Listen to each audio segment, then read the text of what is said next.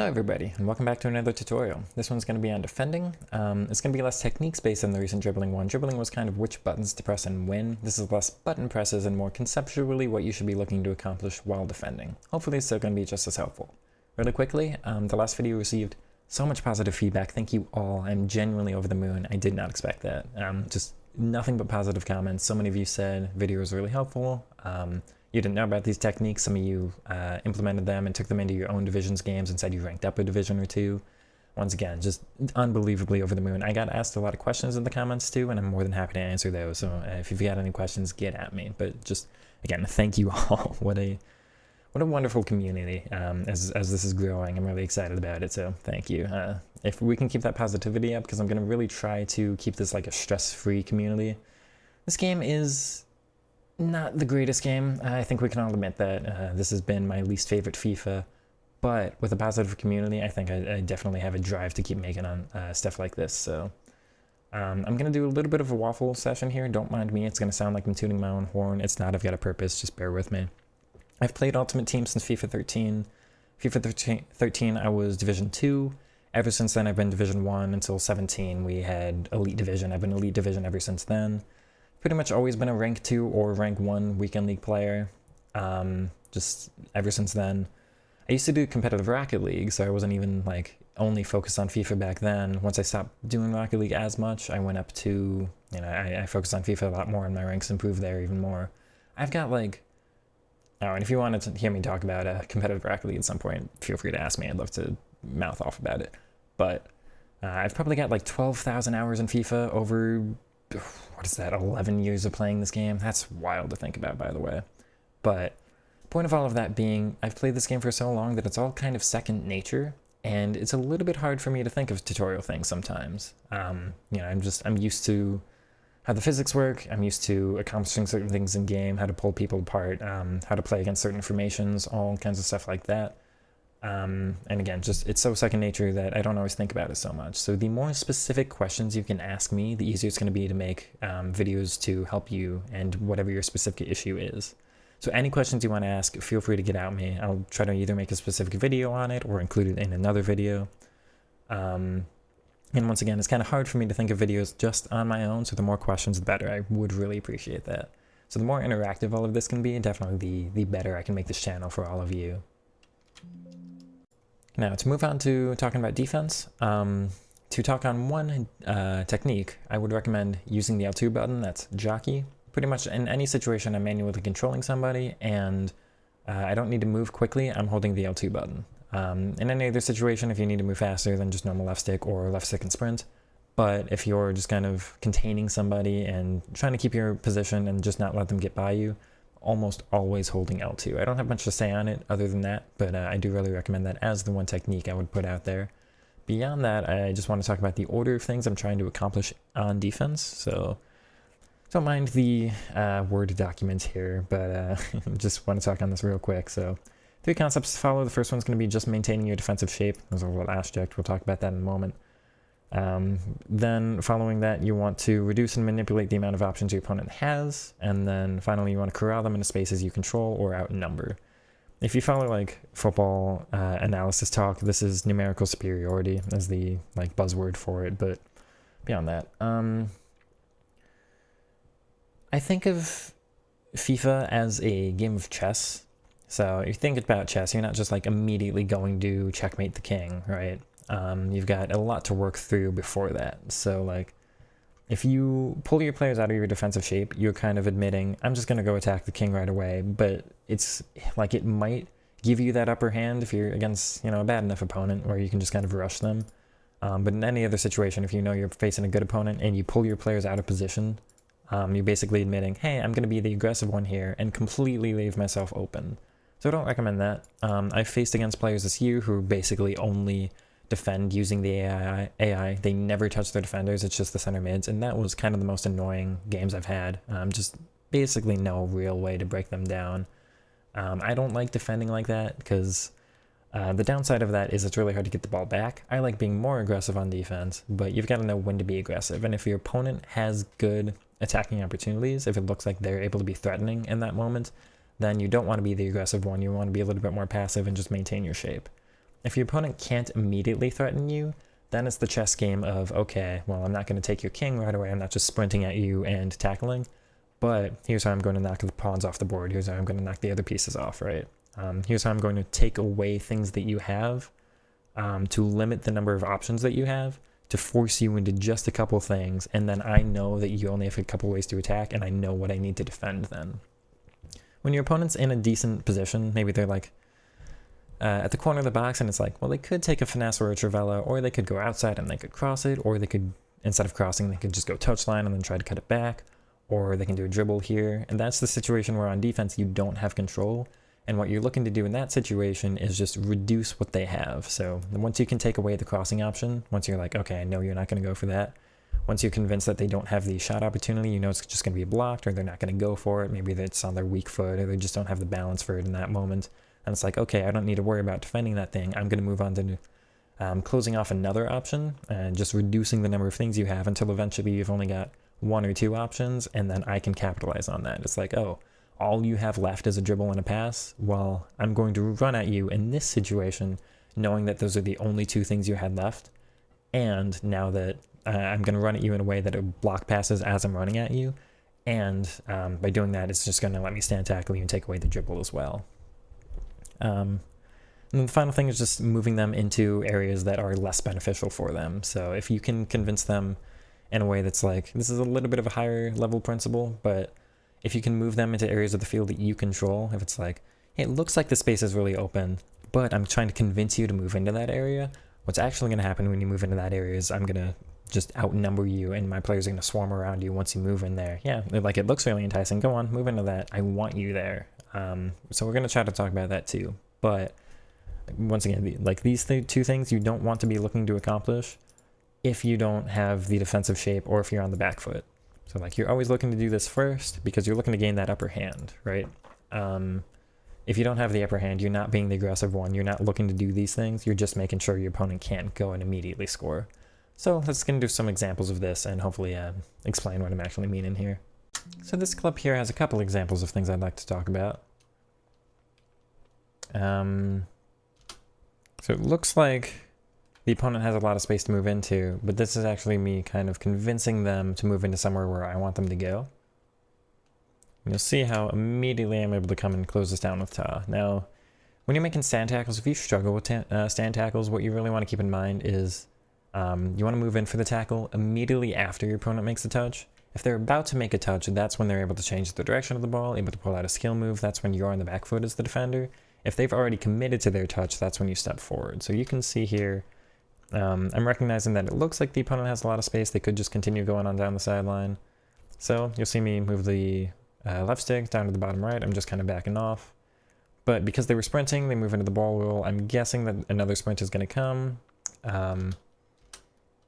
You'll see that as soon as that touch comes, I'm moving up towards them. And they didn't have any ability off of the sprint touch to even perform a skill move or anything, so they just end up running into me. Another thing about this is you want to cut this down at an angle. This would be significantly worse for me if I was moving directly at, you know, in a straight line at the opponent. Because I'm cutting them off in this direction, it's much harder for them to cut around from me, cut around that way.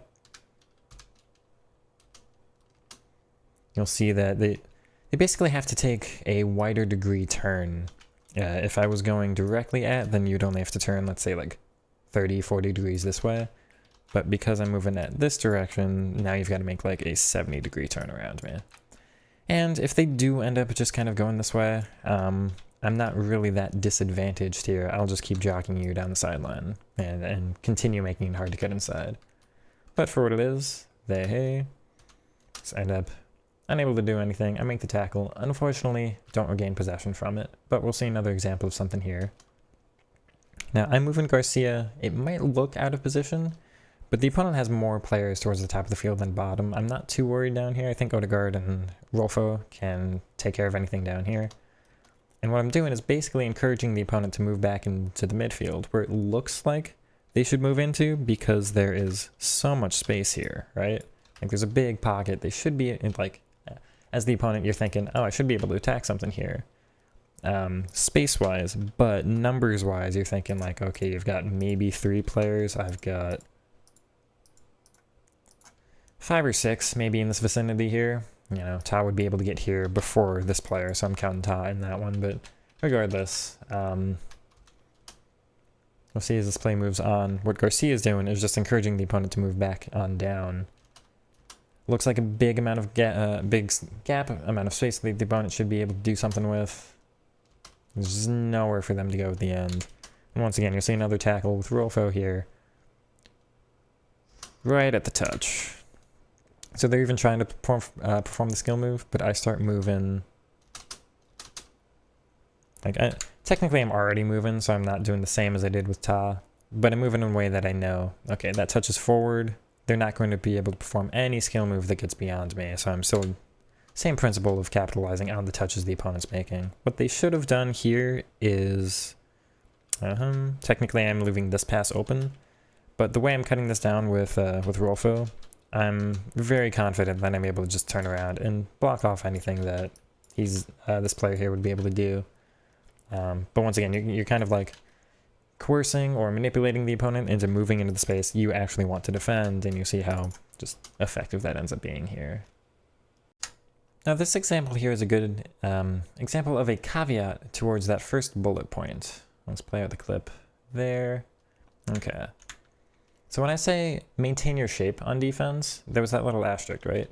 Maintaining your shape is only important if the opponent is able to attack the spaces you would leave by pulling yourself out of shape.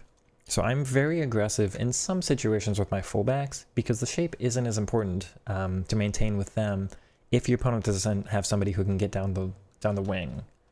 So I will fully accept being aggressive with Rolfo because the opponent, the attacker is all the way back here, and any pass that the opponent makes up here, I'll be able to cut off with Rolfo and just get back into shape.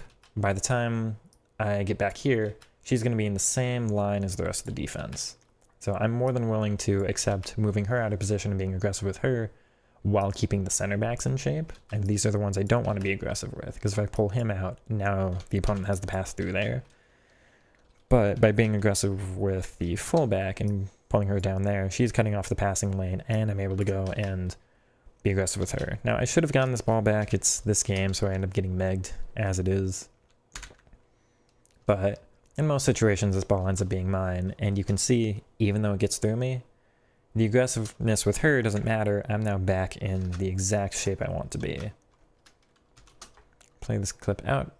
Kind of cutting off the rest of the passing lanes for Carvajal there. I think I do a good job of, limiting his options. Ball bounces off of me, unable to get that one. And this is another example of me kind of coercing the opponent into a space that I think I control.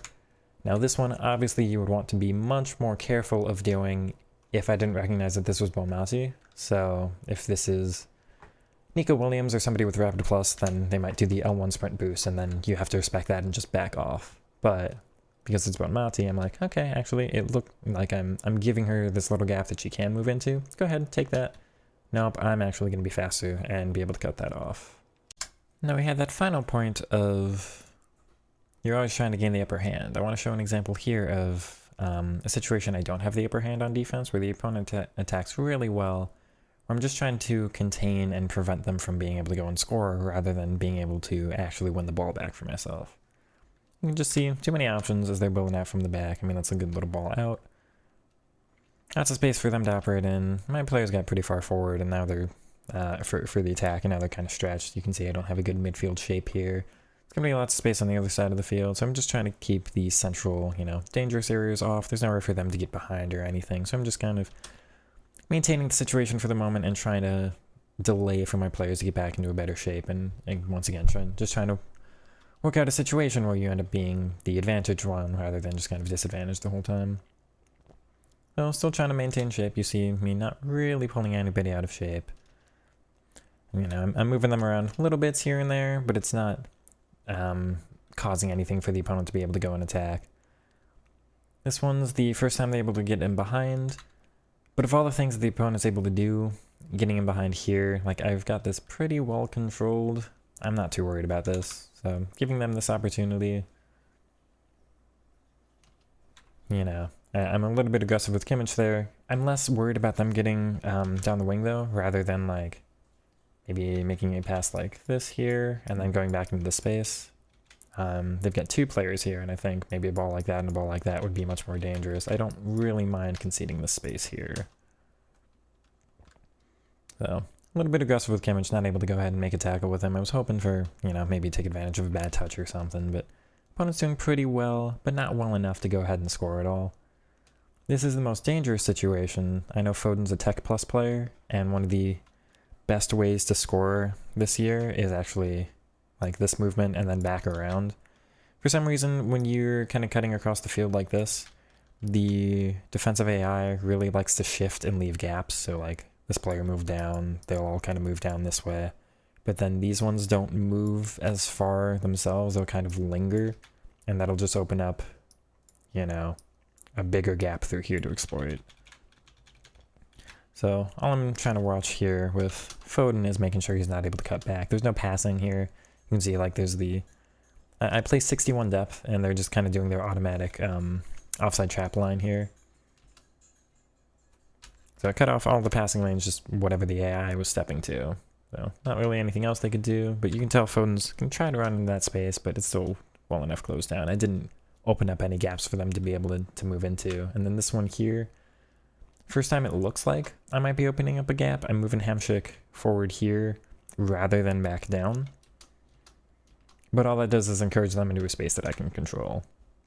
So this whole attack is just kind of, again, I don't have the upper hand, I'm just kind of waiting. I'm trying to wait for a situation that the opponent passes themselves somewhere into a space that I'm actually better in control of than they are. So this one here, like that one's forced back. Now it looks like they've got numbers in the midfield, and I'm much more worried, but like by making this pass down, they've got a little bit of a heavy first touch there, and they don't have many options immediately. And what I'm worried about is still this area. You can see they've got, what's that, 4, 5, 6 players there, and I've got maybe 4. So much more dangerous, I think, for the ball to move back into this area, or eventually, you know, a through ball for the opponent to make in behind there. So I do not mind at all Hamsik moving up this way. I'm just keeping him up in that space and closing off this side of the field. More than happy to give away that passing lane here, which I think we'll see that Garcia will move down here and just block off. There's no way the opponent can make, you know, a pass over this way and get him behind that way. We'll watch as the clip plays out. Garcia's too tight there, Schlotterbeck's too tight, there's nowhere for them to go, so they can't like first time pass it there, and I'm just able to claim that opportunity with Ta. So once again, just kind of maintaining your shape long enough, well enough, and just trying to subtly make slight movements until I'm able to make this one, and that's where I gain the upper hand from. This is another really quick example of when the best time to make a tackle is. You see the opponent cause Chiesa and make a run.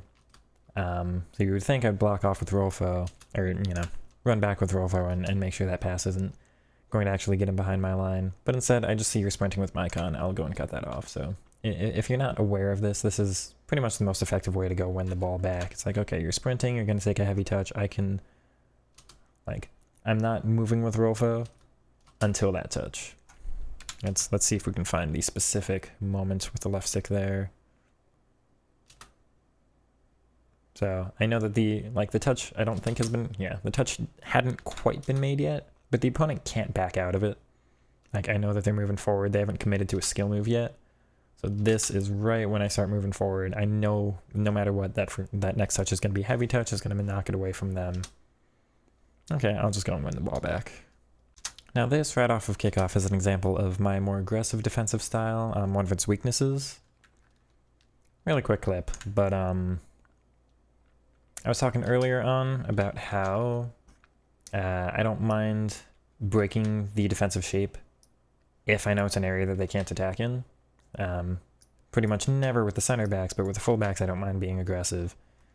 It doesn't work when the opponent just calls your bluff and goes, I'm faster than you, and can just run down the side. So that's the downside of this playstyle, if they just... Especially because I don't have the fastest fullbacks, if they're like, actually no, I saw you move there. The wider they get is really hard to tackle, because then it's like, well, I'll go make the tackle and just give you a throw in anyway. So I'm just trying to contain and all of that. And because they move, like, I'm more worried about them moving in from more of the inside, but they're like, no, again, I'm just calling the bluff and moving all the way out to the wing, right? So a little bit of a downside, something to keep in mind with the more aggressive style I'm doing with the wingbacks here. But here, they just kind of pass it into, once again, a space that I can control. So this one's a quick little example of the benefit of closing down your opponent's options and leaving them with less and less. So the opponent's actually doing really well there. They've got Frankie in a bit of a pivot role. Nice little triangle, opens up so much space for him. But he thinks there's more space than there is. So what's worrying here, I think that's Holland up there, playing the through ball to him. So I just switched to Ta. Now he's offside. I just play my own little manual offside trap. Even if Holland like turns around and stops his run somehow, then I'm just moving in front of him and blocking off the passing lane. And so De Jong's moving into the space. Looks worrying. I'm not worried about it at all, because where's he going? He's just going right into me. Hamsik does a really good job with actually a decent job with the AI moving, but it's kind of slightly backwards, but then I swap to him. The opponent only, it looks like this is a great space to attack in, but when you're attacking and only leaving yourself with one option, and then that option gets closed, you really want to make sure you've got a backup. So when I'm attacking, I guess a quick little attacking part of the defending tutorial, I really like leaving more options than just one. Because in a situation like this, really easy to defend. You had one thing, I took it away from you, now you had no things, and just easy ball, possession gained back for me. Now this one's really an example of the same thing. Opponent thinking they've got space they can move into, where actually they don't have any options. Looks like a great ball forward, you want to get the ball forward, of course you want to go attack, get the ball up the field as far as you can.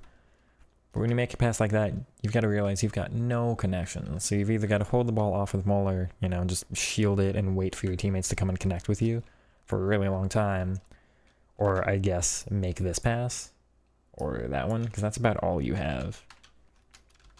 They're just kind of baits that, I'm more than happy to bait that pass forward and just go, okay, well, you literally have nothing now, I'll just go and close you down there. You can make that pass any day of the week. That's not what I'm worried about. I'm more worried about you getting down the wing with Salah here, I think. So yeah, one takeaway is, I guess, if you want to try a higher level defending thing, leave your opponent an option that looks good that actually you really have control of. I'm more than happy to allow, common sense defending, you would think, don't allow them up the field no matter what, you stop the press up here. But no, I'm more than happy to allow you a little pocket of space that, I'm surrounding you with 5 players, even though the pass is open one way, it's not open back, right? That's another important thing to keep in mind. You can go this direction, but as long as you're certain on defense that they can't go back this way, they're not going to have that lane, then there's just nothing for them to do up there. And this example would be the inverse of what we've been talking about. So, when I'm okay, I'm more than happy to leave you opportunities to move forward. The downside of that is if you're okay, I'll let you move forward because I don't think you have anything, and they actually do. This is me not realizing they had something going forward. I didn't see that pass on at all, nor did I see this little back pass. And now because you've got the one little pass back behind, now you've got options forward. So you can see what a dangerous situation that was in for me. Not the best shot from Muller and a good save from Kobel, but the aggressiveness from how I defend can leave you in situations more like that. I'm okay, yeah, I'll move forward and I'll cut off this pass because what I'm actually worried about is more that one. I'm not actually thinking you'll make that one because I don't think anything's going to happen. I think maybe Garcia's going to be able to cover it or I'll be able to step up with somebody. And it turns out I'm not.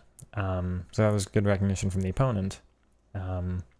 It's one of the later games on the weekend, I think, so definitely getting into the more difficult games here where, sometimes your defending techniques will be a little bit more under pressure from better attacking opponents. But just keep that in mind of you've got to be absolutely certain when you allow them, certain spaces to move into that they don't actually have options that you don't see.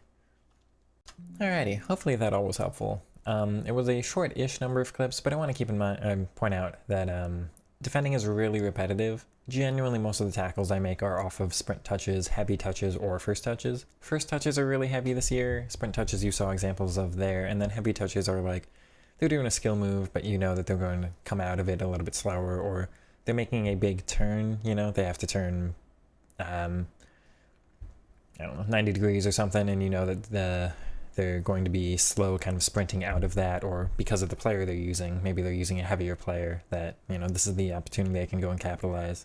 And then a lot of the rest is like the opponent's trying to attack and having lots of options, and then as the attack progresses, it's like, oh, well, I could cut down the wing and go cross, or I could go down the wing and go touchline and cut it back, or I could dribble at you and use this skill move, or I could, you know, try this through ball.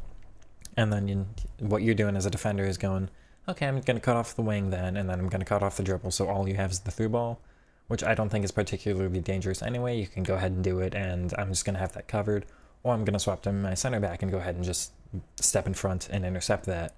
And the opponent's going, oh, I thought I was attacking pretty well. I only now realize I left myself with no options, and you've gone and tackled me. Anything beyond that, please feel free to get at me in the comments. The best thing for me might be if you're watching the RTG videos and you want to point out like, hey, at, you know, 10 minutes into this video, you know, I want you to talk about this kind of thing. Why were you able to defend this situation, or why did your opponent, you know, not be able to defend this one? What could they have done better against you? Because once again, I've gotten a lot of comments from you that are like, this is maybe my first year, second year, third year playing FIFA, and I'm kind of new to all of this, you know, what should I be looking for? And once again, I've been playing this for 11 years now, which is way too long. But the more specifics I can have for making stuff like this, the better. So hopefully this was a good idea of just what I'm looking for on defense, and that's kind of the, like, beyond the tutorial of just these are the buttons to press, this is kind of the stuff I want to be putting out there, a little bit more like analysis type. Specifically what you should be looking for, like what order of operations you should be going through in your head and all of that stuff. So again, hopefully you enjoyed. Like, comment, subscribe, all that good stuff. I will catch you in the next one. That's the skill move tutorial coming out soon. You have a good night, everybody. Peace.